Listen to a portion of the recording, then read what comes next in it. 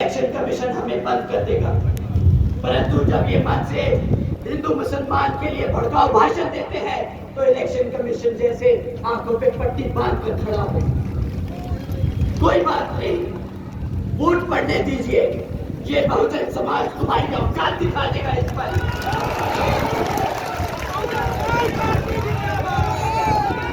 ये राम मंदिर का क्रेडिट लेते हैं।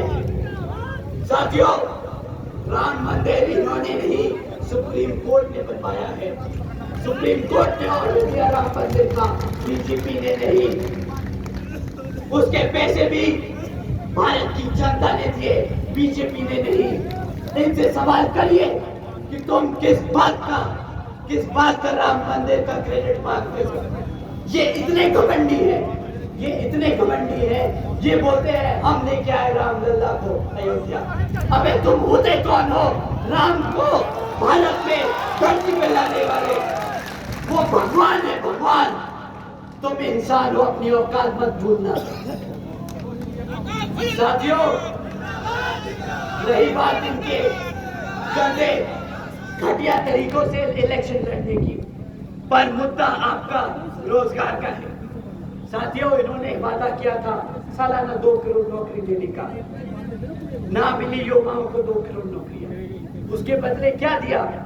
अग्निवीर की योजना, 4 साल का रोजगार, फिर बेरोजगार घूमना, ये दिया उन्होंने। साथियों, इन्होंने आपसे आपकी शिक्षा छीनी, इन्होंने आपसे आपका रोजगार छीना। आप जानते हैं ये जातिवादी लोग सोचते क्या है? इन्होंने आपसे आपका रिजर्वेशन छीनने की कोशिश की है। जब आप पढ़ोगे नहीं तो आपको नौकरियां नहीं मिलेगी, आपको नौकरी नहीं मिलेगी तो आपको रिजर्वेशन की सुविधा नहीं मिलेगी। साथियों, इन्होंने बहुत सोची समझी चाल चली है। साथियों, आपका रिजर्वेशन खत्म किया है, परंतु ये लोग वादा भी किया था इन लोगों ने कि इस भारत के हर एक व्यक्ति को 15 लाख रुपए देने का काम करेंगे, बाहर से काला धन लेके आएंगे। बाहर से काला धन तो आया नहीं, पर प्रधानमंत्री जी पूरा दुनिया तो घूम लिए। अब किस किस को लेकर घूमे हैं और किस किस का बाहर काला धन ठिकाना लगवाया है, वो अब सवाल करने का समय आ गया है। साथियों, भाजपा की सरकार अपने आप को बहुत समझदार बोलती है कि हम $5 ट्रिलियन की इकोनॉमी बना सकते हैं। ये अपने आप को इतना समझदार समझती है कि इन्हें लगता है पूरी जनता बेवकूफ और गधी है। आज ये जनता इनसे सवाल कर रही है कि जब 2014 में आपने भारत की सरकार में सत्ता आसीन करी थी, तब इस भारत की जनता पर 58,60,000 करोड़ का कर्जा था। पिछले 10 साल में ये कर्जा बढ़कर साथियों 152 लाख करोड़ हो चुका है। क्या इसीलिए भारत की जनता ने इनको सत्ता में बिठाने का काम किया था कि हमारे सर पर 152 लाख करोड़ का कर्जा खड़ा करते हैं ये लोग? बताइए साथियों, आप जानते हैं साथियों, आज हम हर साल सिर्फ 10 लाख करोड़ रुपए उस कर्जे का ब्याज चुकाने में खर्च देते हैं। ये आपका टैक्स का पैसा है, ये आपका टैक्स का पैसा है जो ये सरकार ब्याज उतारने में लगा रही है।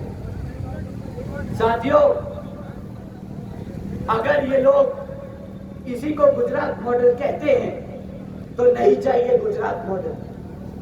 आप एक बार बता दीजिए, क्या ऐसा गुजरात मॉडल आप लोगों को चाहिए क्या?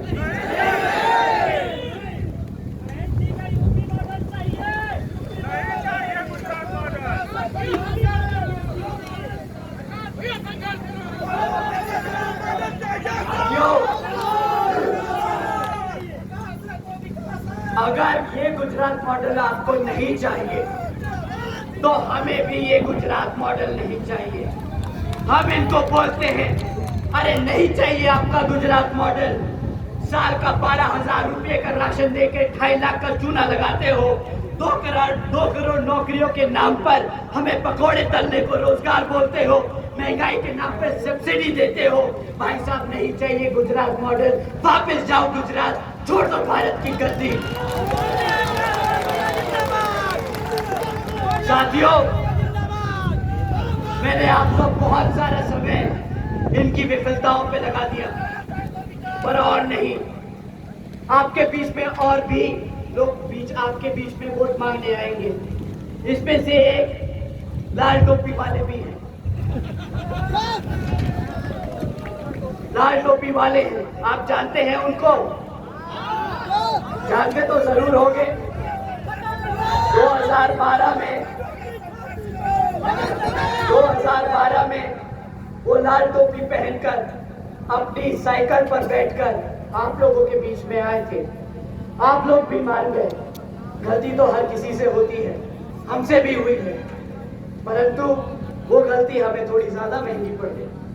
वो आप अपनी टोपी पहनकर साइकिल पर बैठकर आपके बीच में आए, वादे किए, परंतु आप सभी ने, हमारे सभी युवा साथियों ने हमसे बोला कि भैया टोपी पहनकर आए थे और हमें ही टोपा पहनाकर चले गए। बहुत